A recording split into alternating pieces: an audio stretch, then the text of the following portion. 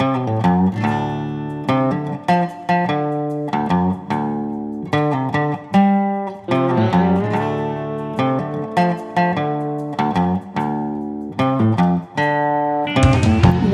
to the Pelican Brief with your host, David Tapman.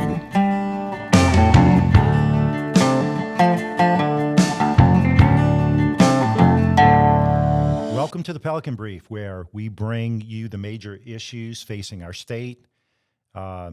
We know that from our previous broadcasts that our property insurance markets are in crisis in the state of Louisiana. And we've asked Ben and Jeff Albright with the Independent Insurance Agents and Brokers to be with us today. And so, Ben and Jeff, welcome to the show. And can you give listeners a little bit of your background and experience in the insurance industry in Louisiana?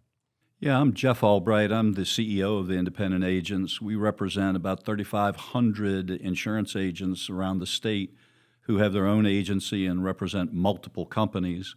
I've been an insurance agent in Louisiana for 43 years, and I've been at the association for 35, so I've been doing this for a little while. And I'm Benjamin Albright. I'm the vice president at the association. I've been an agent for about 8 or 10 years and just came on with the association a couple of years ago, and I'll take over as the CEO next year when he steps down. Well, great. Look, thank you all for being here. I know you all are busy this time of year out doing things with legislation and running associations. So there's been a lot of conversations about how difficult property markets are in the state of Louisiana. And I've been telling our listeners in previous episodes that if you don't think there's a problem with property insurance in Louisiana, you either have not received your renewal or perhaps your cancellation, right? And so I was hoping that maybe you guys could give us a little bit of perspective on why we have a problem in Louisiana. Sure, I can start. Real simply, the reason that we have a problem in Louisiana is that insurance companies don't want to write business here. Starting with, there is less capital available in the insurance market than there has been historically. This year, there's about an 11% reduction in the amount of reinsurance available, which is insurance for insurance companies, and it kind of determines how much companies are willing to write. And so there's just less insurance essentially available, and insurance companies choose where they want to deploy that capital, and they don't like to deploy it in Louisiana right now. And that's for a few reasons. One, we're not the easiest state to do business in for insurance companies for a variety of reasons that we can get into. And then two, it hasn't been profitable. We commissioned a study with a consultant that looked through some AM Best data, which is a company that aggregates the data that companies are required to submit to the Department of Insurance. And they looked at homeowners insurers in Louisiana since 2005 with Hurricane Katrina. They've lost $13 billion in the state. So it's about $2 billion in market size. There's $2 billion in premiums written every year in homeowners. And since 2005, they've lost $13 billion. So it doesn't take a real savvy businessman to know that you're not making a lot of money doing that in the state. Yeah, the most recent manifestation of that, of course, was 2020 and 2021 when we had 4 hurricanes in 2 years. Hurricanes Laura, Delta, Zeta, and Ida, and there were over 800,000 claims in those 2 years, and the total so far is about $25 billion in losses. And to Ben's point, when you're only collecting $2 billion a year in premium and you pay out $25 billion in 2 years, it really makes Louisiana not look very good from an insurance company standpoint. So we followed the special session very closely on this podcast, and we kind of talked about what was happening. And of course, you all were front and center in that activity. And so we covered the whole. It was really the Insure Louisiana Incentive Program, the $45 million. Can you tell us just a little bit about that and how that might create at least some benefit in the market? So as Ben said, capital is the most important thing. If insurance companies don't have enough capital, they can't write enough premium to provide the market that we need. And so the whole point of the incentive program is to have the state give incentives for companies to deploy their capital here. And the way that works is that they match dollar for dollar whatever grant they get from the state with their own capital, which is put into an escrow account. And that then allows them to write $4 a premium for each $1 in capital. And so by giving insurance companies an incentive to use their capital and add to that some state capital, it allows companies to write more business. And so there were some guardrails that were put on there to kind of help shore up that program. Ben, can you talk a little bit about that? Yeah, absolutely. So as Dad said, we represent agents, not the insurance company. So we didn't really expect to be super involved in this special session. We turned out to be much more involved than we expected. But our agents do not have enough market capacity right now, so they want us to do anything we can to encourage insurance companies to come back in. But what happened after the most recent storm was a bunch of insolvencies. And so our biggest issue in this special session was making sure that the companies that come in are solvent and are going to be here for the long run, not just come in, write some policies, and then the wind blows and they go insolvent and we land ourselves back in the same situation. And so credit to the legislative drafters and the department and everyone that was involved. They came up with some really good guardrails around enforcement for solvency. So that's in addition to the capital requirements that the insurance department has looked at for a long time. They're also going to start looking at reinsurance. And as I mentioned, that's insurance for insurance companies. And it is the biggest thing for most of these coastal homeowners carriers, both because it's a huge line item on their expense side and because they lay off most of the risk in a lot of cases to the reinsurance companies, so they can spread it across a bigger pool.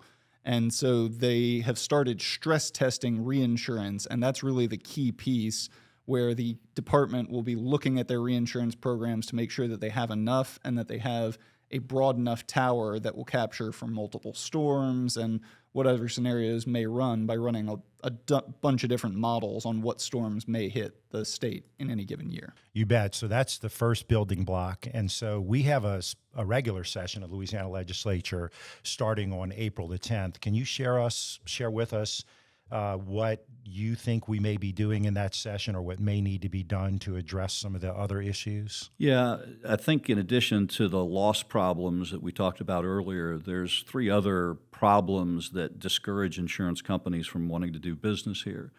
The first is that the insurance companies see the Louisiana legislature as largely being negative towards insurance companies. They keep passing more and more laws trying to restrict insurance companies in certain ways. And so we can talk about some ideas to address some of those issues.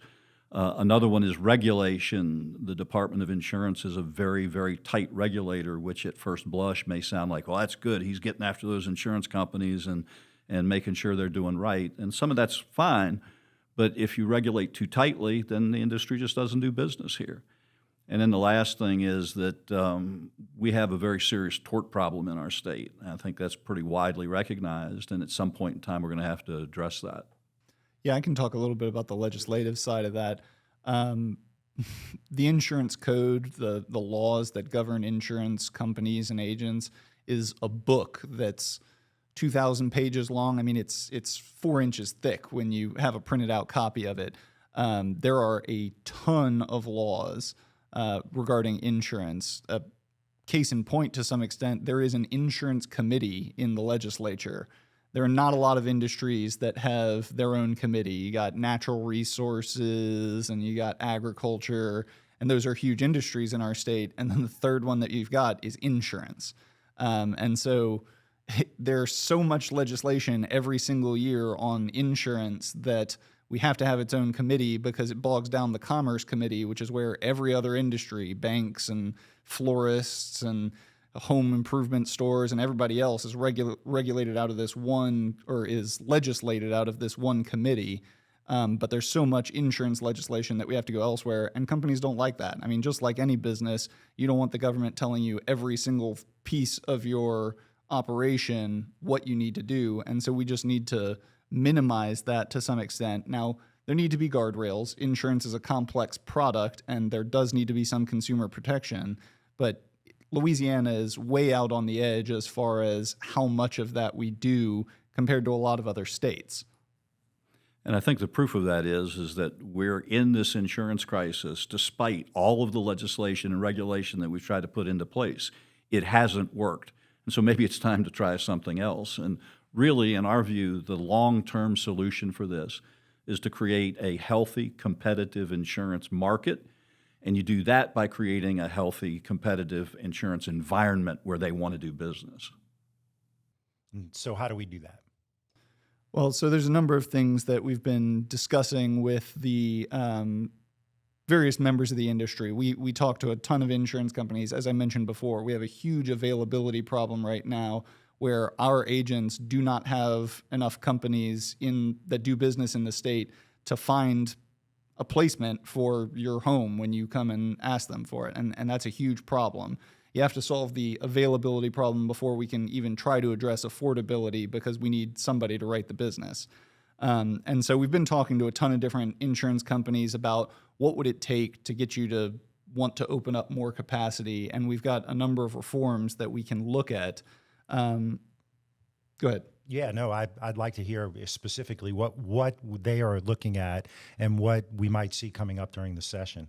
Yeah, so the first thing is really just deregulating the rating process. Dad mentioned that we are very, very tight as far as regulation in the insurance commissioner's office compared to pretty much any other state, and especially the states along the Gulf Coast, the ones that are right around us, Texas, Alabama, Mississippi. These are all much more lax regulators than what Louisiana is. And there are three main regulatory styles across the country. About a third of the country uses what's called prior approval, and that's what Louisiana does. And that's where the company wants to file for an increase in their price or for a new form or whatever it may be. They have to submit all of the documentation on that, showing the actuary science behind it and any compliance issues with it, to the department. And then the department looks at it and reviews it, and that process often takes a long time. Case in point, we've had a couple of companies over the last year or three that have basically decided that they just can no longer do business in the state because it took so long to get a rate filing approved that they just decided to leave the state instead of waiting around for that to get approved. The second kind is file and use, and that's similar, except that they can file it with the department and immediately start using it, and then the department reviews it afterwards, and if they find that they disagree with the actuary science and that the rate is not justified, the company has to walk back what they've done and refund the premiums or whatever the case may be. And about a third of states have that system, and then the third is use and file, and that is wide open, free market. The companies can do what they need to do as long as they're not breaking any laws, discriminating and those kinds of things unfairly. They file the rate increase and that stuff with the department for informational purposes only, but they can do whatever they want. And that's what, most industries are. There are very few industries that that the government tells them this is what you can charge for your product. And clearly, as we said earlier, they've lost a ton of money over the last little while, the last 15 years or so. They're not getting enough price for what they're ultimately paying out in claims. And so they need the flexibility to be able to change that as the market changes and as the risks change in our state. Right. And so what that breeds is if companies can come in and get the price that they need for their policies, they can come in and write more, and it creates competition in the market, which eventually drives prices down, right? Exactly right. And I would point out that even though we are currently a prior approval state and the commissioner does his best to hold prices down, anybody who's renewed their insurance policy, as you said in the introduction of the program, in the last year or two has seen the prices go through the roof. So trying to have the government suppress pricing is not a winning strategy. And one of the things that we've been talking to the industry and to some legislators about is we could do a hybrid system where insurance companies could get a certain amount of price increase on their own. They don't have to get approval for a price increase up to a certain percent, say 10%, whatever the number might be. And then any big increases over that might be reviewed by the commissioner's actuaries. So there are some combinations of ideas that we may be able to bring to the legislature depending upon what their appetite Sure. is. Are there any other issues that we're looking at during the regular session? Well, the other thing that I think the industry would like to see in the way of trying to make Louisiana a friendlier, easier to do business environment is for the Department of Insurance to really work with the industry as a resource rather than kind of as the insurance police.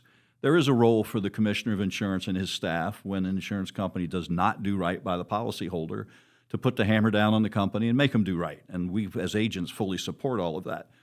But we really need the insurance department to also help companies do business here. As Ben said earlier, the insurance code is a couple of thousand pages, and the industry needs help in understanding how those laws apply and what they need to do to comply. So rather than banging them on the head after they've done something wrong, we'd like to see them, do more upfront to help companies understand what they need to do to operate in Louisiana within the bounds of the law so they don't get in trouble in the first place. That's good for policyholders and it's good for insurance companies and would make the whole system work better. Yeah, so what we've been talking about so far is primarily about making it easier to do business, and that's really important. As we said earlier, there's only so much capital that's being deployed in the insurance system, and so we need to make it attractive to deploy that capital in Louisiana. And so it is important to make it easier to do business. But as we all know, companies are by and large driven by the bottom line. They need to be able to make a profit. And so the other piece of it is that we need to make Louisiana more profitable by controlling loss costs over the long run. Because either they need to take in more premiums, which means higher prices for policyholders, and none of us want that, or we need to reduce the costs for the companies, and that means reducing the claims costs. And there's a few things that we can do to try to help that along. And the number one thing is we need to build better. We need to build better homes, we need to build better buildings, and specifically we need to build better roofs. The cost of a claim if you keep the roof on the building when the wind blows is reduced by about 70%. So it is the driving factor. If the roof blows off, the claim is going to escalate massively in any storm situation. And so we need to build better. And there's a number of things that we can do. In January, beginning of this year, the new building code went into effect, and it's an improvement over the previous building code, and that's a great step. And anything that we can do to continue to move that needle as we go is going to be a good thing long-term for Louisiana homeowners and for the insurance industry and for prices for homeowners. There is, in the last legislative session, they passed a bill for the for the Fortified Homes program, which is to give grants to build what's called a fortified roof on your home. And that's a really specific standard that a company has generated, and they've done a ton of research on what does it take to really keep the roof on the house when the wind blows. And there are specific guidelines of what you have to meet. And if you meet those, then you can get a certificate and usually get a credit on your insurance. But it is a little bit more expensive to build to that. And so to try to encourage homeowners to build to this new higher standard and invest in their house to build it harder and sturdier to withstand the winds in a Cat 4 storm or whatever it may be, they've instituted a grant program where you can get a grant of government funds to help you finance that retrofitting your house to have a better roof on it, essentially. But in the previous session, they did not fund it. And so we will encourage the legislature in this next session to try to fund that program, because it can really move the needle. If you can fortify a bunch of these homes, that will keep more roofs on, and that'll drive claims costs down over time.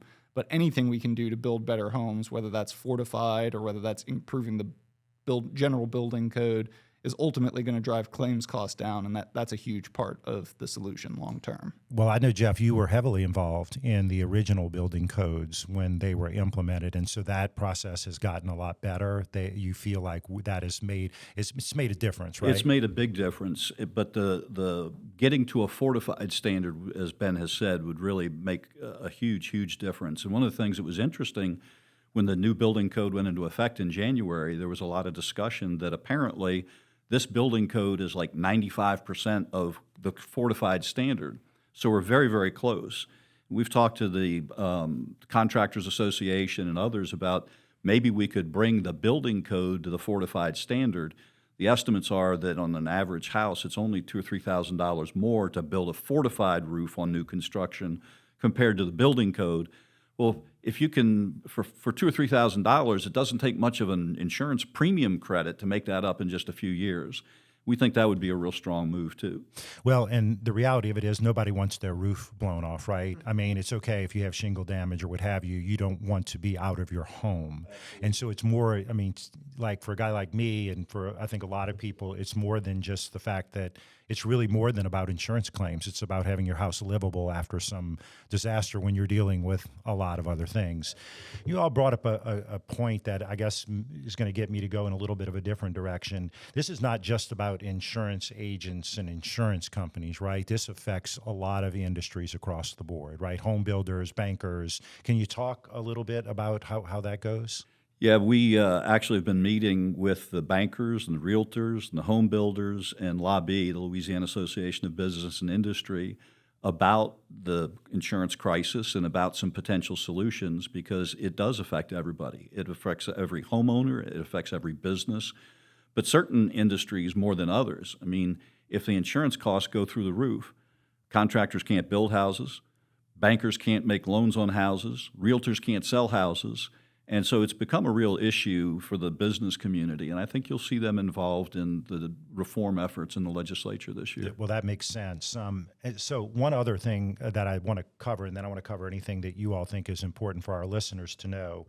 We didn't talk much about Citizens, and obviously, you know, Citizens, maybe you all can give us a little background about the history of Citizens and then about kind of where we are now, because we're in a rough spot right now. So you want to talk a little bit about the beginning of Citizens and why it was created and perhaps a little background on it? Sure. So Louisiana Citizens is our residual market. It's the market of last resort for policyholders in the state.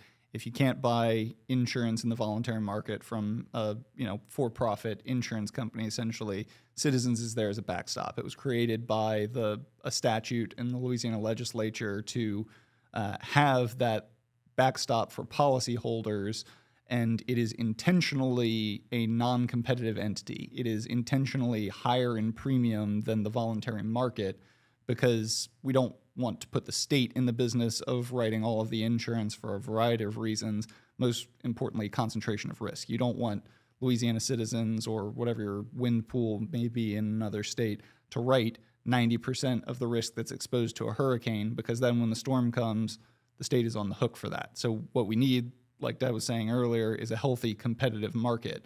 But Louisiana Citizens is there as a backstop.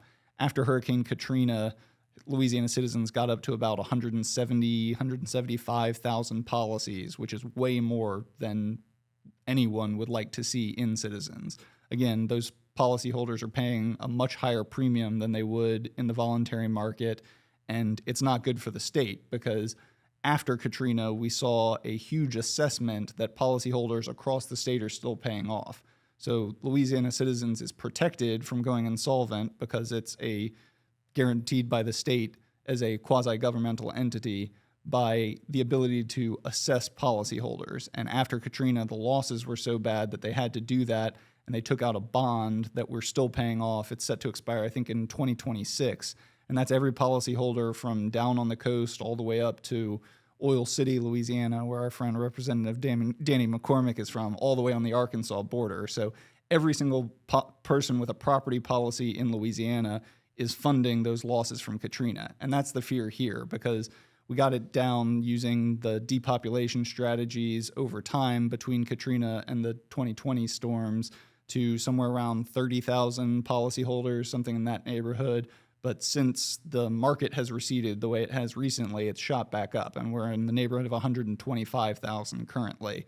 And again, that's more than we would like to see. And so one of the goals of the Insure Louisiana incentive program that they just funded in the special session is to try to reduce that number, because it is a risk for every policyholder in the state if we have too much in Citizens. And in fact, it was part of the reason we needed to do it in a special session to jumpstart before the hurricane season, correct? Absolutely. So many companies, a majority of companies, buy their reinsurance with a 6/1, June 1st renewal date.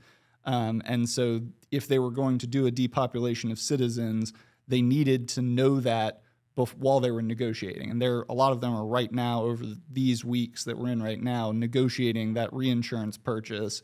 And so they needed to be able to go to the reinsurers and say, I plan to take this number of policies out of Citizens and go into the next cycle with that in mind.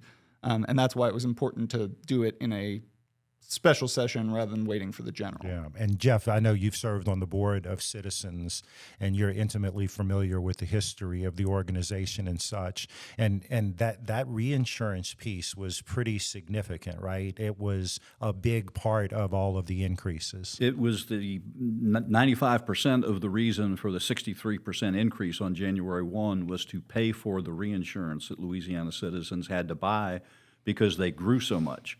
And we really projected Citizens to be at about 70 to 90,000 policies.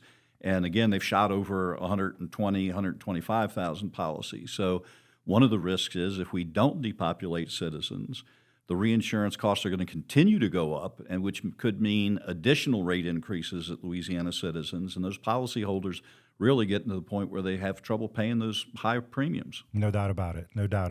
I've heard the stories about. In fact, my daughter had called me and said, "Dad, my insurance nearly doubled," and so it was.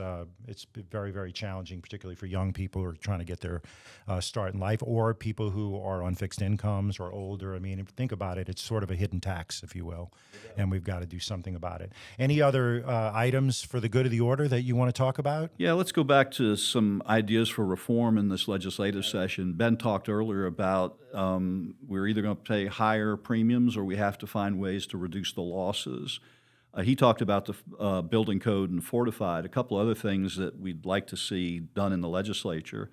Again, 20 and 21 were historic storm years, 800,000 claims. And frankly, it overwhelmed everybody, including the insurance industry. And there were some real problems with getting claims settled on a timely basis and getting paid for what people needed to be paid for. There were some real problems. And that's fine, but we have a couple of bad faith statutes, 2 statutes, that are very poorly defined. We agree that when an insurance company intentionally does not pay a policyholder what they're due, they ought to be fined with a bad faith penalty, which can be up to 50%. The problem is when you have this many claims, the standard for when that bad faith penalty applies is not clearly defined. They use a term called a satisfactory proof of loss. When there's a satisfactory proof of loss, the insurance company has to write a check. Well, if we know when that is, that's fair.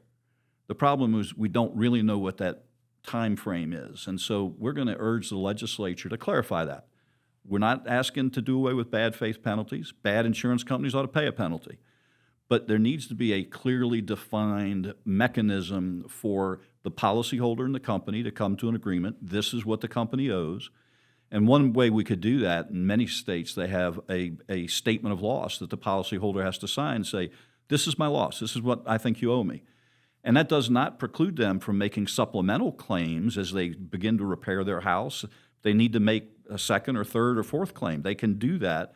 But the first claim, they sign a form, say, this is what you owe me. Well, the clock starts. And then if the insurance company doesn't pay, they deserve a penalty. So we need to clean up the bad faith statute. There's 1 or 2 other things. Ben, why don't you talk about some other ideas? Yeah, so another thing that we're talking about is the proliferation of some fly-by-night roofer operations after storms. After these recent storms, you get people flying in from Texas and Florida and anywhere else that they have these kinds of issues, and they sign up every policyholder they can get their hands on to put a new roof on their house. And in a lot of cases, that's great. I think out-of-state roofers and adjusters and other building-related people are always going to be necessary after a storm because we just don't have, sitting around on the streets enough people to do that after a storm because there's not normally that level of demand. However, there are some abuses in that as well. There are some people that are knocking on every door in every neighborhood they walk down and say, you need a new roof and I can get the insurance company to pay for it.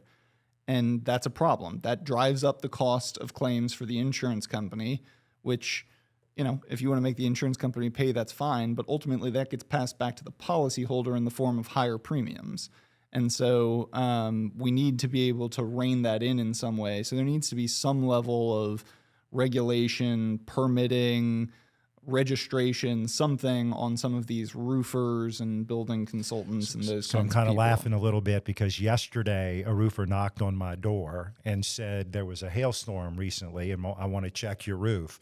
And I'm like, well, we were out of town, but I wasn't aware of a hailstorm. So clearly they were trying to churn, that's what I call it, churn some business. And if they can find a little pock mark or two, then what they want to do is like get you to sign over your rights, with the insurance company so that they can go negotiate to get you a new roof. That's the sort of thing that happens, right? And unfortunately, we've kind of developed a culture in Louisiana where people don't expect to pay for to replace their own roof. Right. And you hear people all the time say, yeah, I need a new roof, but I'm just going to wait till summertime. We may have a storm, and I get the insurance company to pay for it. And as Ben said, that's fine, but then we're going to have some of the highest insurance premiums in the country. Yeah. So it's just a matter of how we want to manage our business. Yeah.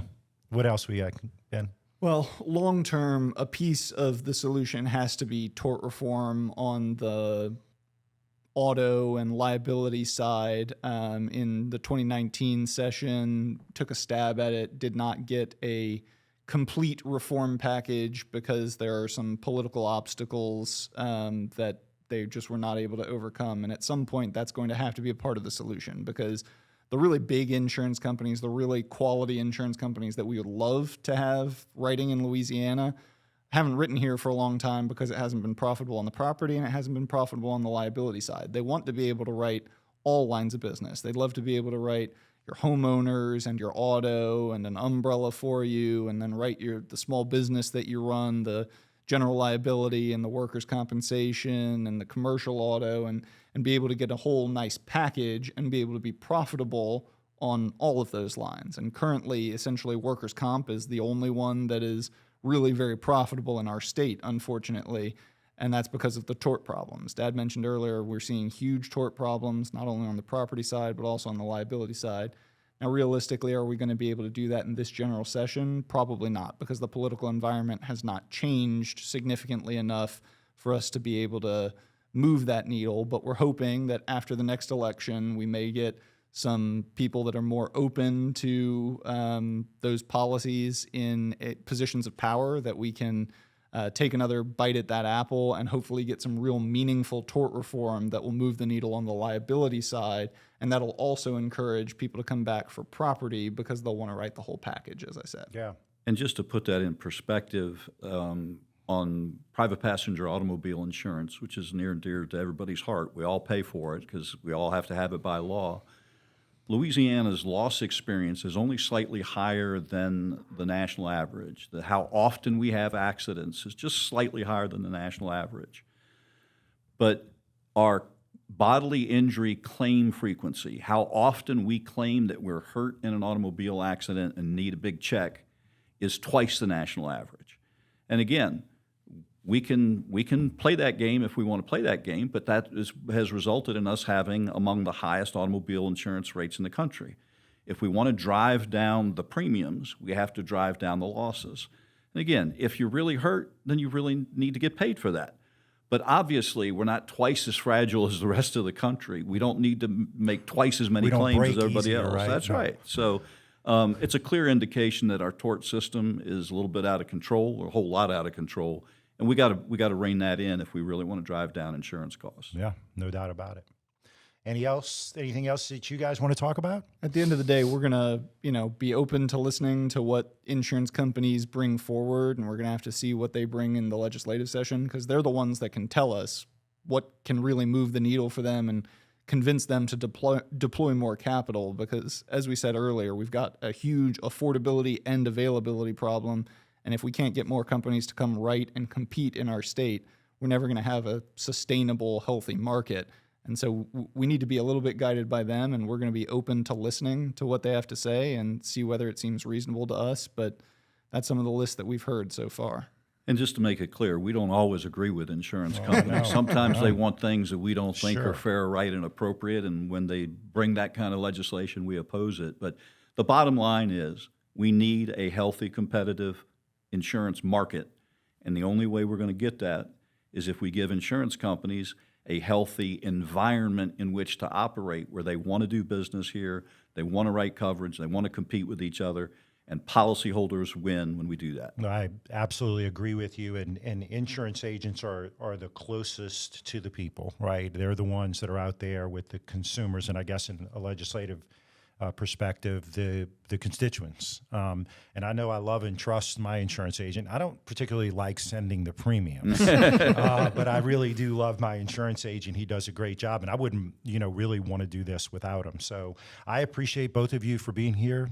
Jeff and Ben, thanks so much for your time today. You can follow us on social media at Facebook, Instagram, and Twitter at the Pelican Brief 225. That's our handle on all of those platforms. You can find the podcast everywhere you get your podcasts, Apple, Amazon, Spotify, and all the others. You can also follow us on YouTube, because for those of you who are listening, this is also videotaped, and our YouTube handle is at the Pelican Brief 225. You know the rules. If you have a good take, we'll mention you on the show. If you have a great take, you may be a guest. So again, like, share, and subscribe, and we'll see you next time on the Pelican Brief. The